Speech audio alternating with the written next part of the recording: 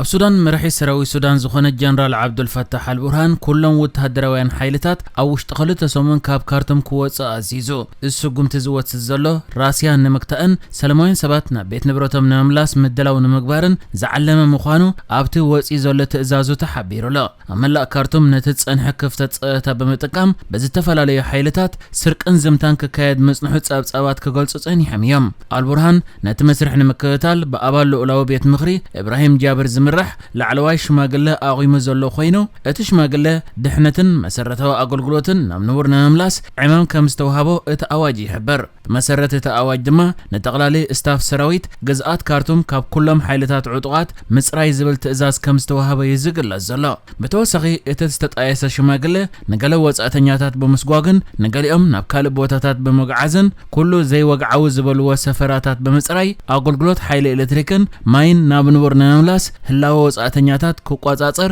ስልጣን ተዋሂብዎሎ እዚ ቁጽጽር ኣብ ልዕሊ ወጻእተኛታት ዝሰዓበ ገለ ደቡብ ሱዳናውያንን ኢትዮጵያውያንን ኣብ ጎኒ ሓይልታት ቁልጥፍ ደገፍ ኮይኖም ከም ዝተዋግኡ ድሕሪ ምርግጋጽ ምዃኑ ተሓቢሩሎ ቅድሚ ሕጂ ኣብ ካርቱም ዝቕመጡ ኤርትራውያን ናብ ማዓስከራት ክኸዱ ከም ዝተነግሮም ዝፍለጥ ኮይኑ ገሊኦም ኣብኡ ንዓመታት ዝተቐመጡን መንበሪ ፍቃድ ዘለዎም ምዃኖምን ጥርዓን ከቕርቡ ጸኒሖም እዮም እዚ ከምዚ ኢሉ እንከሎ ድማ ብጀነራል ዓብዱልፈታሕ አልቡርሃን ኣብ ግንቦት ቀዳማይ ሚኒስተር ሱዳን ኮይኑ ዝተመዘዘ ካሚል ኢድሪስ ኣብ ርዕሰ ከተማ ሱዳን ዝወረደ ዕንወት ንምዕዛብ ንመጀመርታ እዋን ናብ ካርቱም ኣትዩ ወጋ ሓድሕት ሱዳን ድሕሪ ምጅማሩ ብሓይልታት ቁልጥፍ ደገፍ ካብ ካርቱም ተደፊኡ ክወጽእ ዝተገደደ ብአልቡርሃን ዝምራሕ መንግስቲ ሱዳን ኣብታ ኣብ ምብራቃዊ ሸነኽ እትርከብ ፖርት ሱዳን ኮይኑ ዕማማቱ ከካይድ ጸኒሑ መግለጺ መንግስቲ ከም ዝሕብሮ ድማ ዕላማ ናይቲ ፍሉይ ጉዕዞ ናይቲ ቀዳማይ ሚኒስተር ነቲ ብኹናት ዝወረደ ከቢድ ዕንወት ንምግምጋምን ዳግሚ ህንጸት ንምጅማርን ዝዓለመ ምዃኑ ተገሊጹሎ ካሚል ኢድሪስ ኣብ ጥሪ 2022 ዓብደላ ሐመዶክ በዞም ሕጂ ኣብ ግጭት ኣትዮም ዝርከቡ ወተሃደራውያን ኣዘዝቲ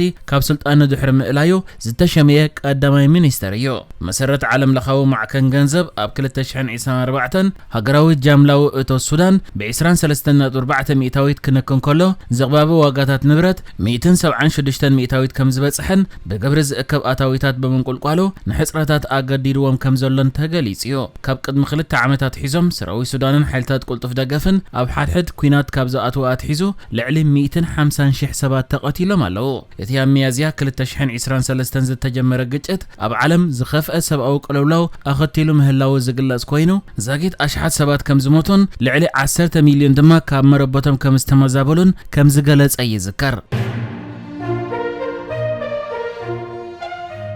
እስራኤል ኣብ ቃዛ ዝርከቡ ፍልስጤማውያን ናብ ኢትዮጵያ እትርከበን ሃገራት ንኽሰጋገሩ ኣሜሪካ ክትሕግዝ ከም ዝሓተተት ተገሊጹ ዳይሬክተር ትካል ስለላ እስራኤል ሞሳድ ዝኾነ ዴቪድ በርኒያ ናብ ዋሽንግተን ሕቡራት መንግስታት ኣሜሪካ ኣብ ዝገበሮ ምብጻሕ ምስ ምምሕዳር ዶናልድ ትራምፕ ዘረብ ከም ዘካየደን ኣሜሪካ ፍልስጤማውያን ናብ ኢትዮጵያ ሊብያ ኢንዶኔዥያ ንኽሰጋገሩ ከተሕግዞምን ነተን ሃገራት ንኽተእምንን ሕቶ ከም ዘቕረበ ተሓቢሩሎ ኣብቲ ብከም ታይምስ ኦፍ እስራኤል እትበሃል ማዕከን ወፂ ዘሎ ጸብጻብ እቲ መራሒ ተካል ስለላ እስራኤል ሞሳድ ዝኾነ ዴቪድ በርኒያ ንፍሉይ ልኡኽ ሕቡራት መንግስታት ኣሜሪካ ማእከላይ ምብራቕ ስቲቭ ዊትኮፍ ኣብ ዘዘራረበሉ ፍልስጤማውያን ነበርቲ ቃዛ ናብ ኢትዮጵያ ኢንዶኔዥያን ሊብያን ዝሰጋገሩሉ መንገዲ ክናደን ናብዘን ሃገራት ክሰጋገሩ ዝደልዩውን ከም ዘለዉ ብምሕባር ኣሜሪካ ነዚ ናይ እስራኤል ተወግሶ ተቐቢላ ደገፋ ክትገብርን ፍልስጤማውያን ነበርቲ ቃዛ ናብ ኢትዮጵያ ኢንዶኔዥያን ሊብያን ንምስግጋር ድማ ክትሕግዝ ጻውዒት ኣቕሪቡ ይኹን እምበር ብመሰረት እቲ ጸብጻብ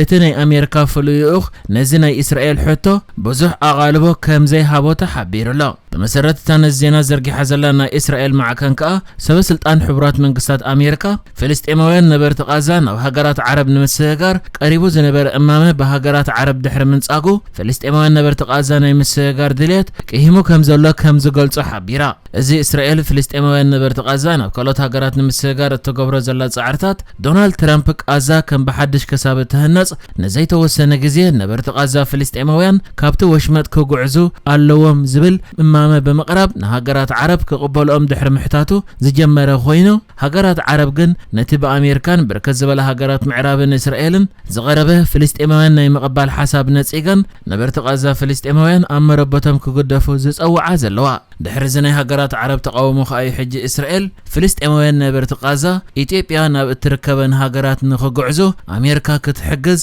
ጻውዒት ተቕርብ ዘላ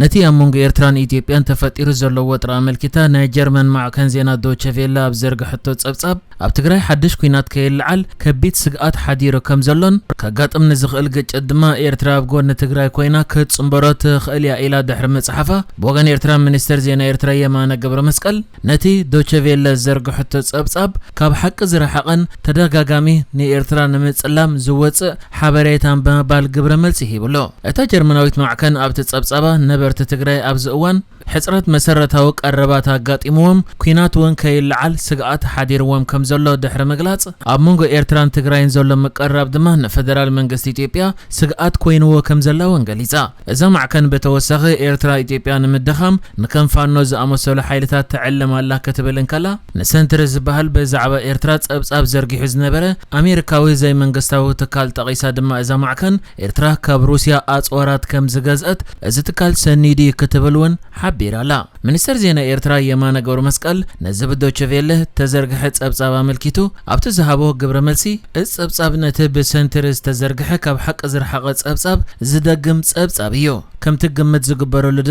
تقمت زقبرو لدما باتم لمودات غنازو كم بعلتي بورناغي زتدقفا يدحر مبال وترخ أن إيرترا زتسألم كاب حق أزر حقات الرخايم زرقحو إذا أن نخنصقون آتوكرون نخينهبون أخل مغنياتيو بز تخفلو اللوبيست تزرقح بروباغندا ويني بمبال نتبزا معكن تزرقح زلو تصبصاب زنصقا إذا معكن أبت تصبصابا بتوسخي سراوت إيرترا أبت مستقراي زداوب كبابيتات عردتاتو يحيل كم زلو كتقلص انكلا أبي دما أبي إثيوبيا زلو حيلتات حدنت غيروم أنصارو نخيل لعلو كلهم ناي وشت هاجر تقاومتو أداخيموهم يزل زبل تنتنا ناي حدا مهرون زرقي حلا أبز غرب أوان أبدو بسوريا بزتل على قجت قصر هيوتم سأن والقصبات لعلي شدش تميتن حامسان كم زبط صحيح حدا تقاص أرجو جلا أفليتو وعباي بريطانيا زمدبرو تعذاب سبعو مسالات سوريا أبتي أوت إيوزلوت سبسب أب سويدا أبستل على قجت كان زتر أيوك قتلت كم استفدت أما حبير الله 240 شدشتن عطغات 254 سلموين سباتن زركبوم لعلي 300 أبالات وحد زعليتهم دروزاويان كم زتقتلون كابزيوم تم 83 بحيلتات منجستي كافرد وصاي زتقوت لمخانم اتجوجل افليتو بتوسخي بوحدو كلتا 257 ابالات منجستن 18 عطقات بدوينن كموتن كله 3 سلماويان بدوين دما بعطقات دروزاويان كمستقوتلو وسيخ حبيرو اتججت امونغو محبرسبات بدوينن دروزن بزتفتره زي مردا استبغسو خوينو اسرائيل كا نتن وحدان محبرسب زخون دروز نمكلخال ابت غداي ايدا بمئتاو نحيلتات منجست سوريا نابت دروز زلو وكبابيتات نخي صقعو متقعته ክትፍጽም ከላ